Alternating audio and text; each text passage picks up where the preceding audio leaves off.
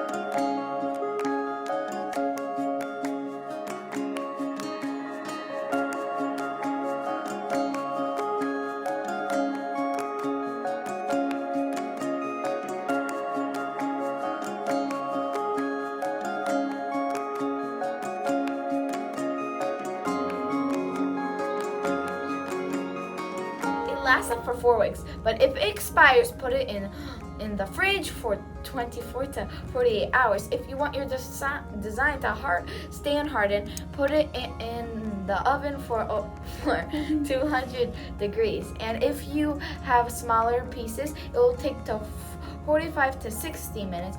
For thicker pieces, it will take 2 to 3 hours. To make it go faster, you can put an oven to 350 degrees, but keep an eye on it. And that's how you make Play-Doh. We hope you learned how to make Play-Doh and had fun doing it. Bye!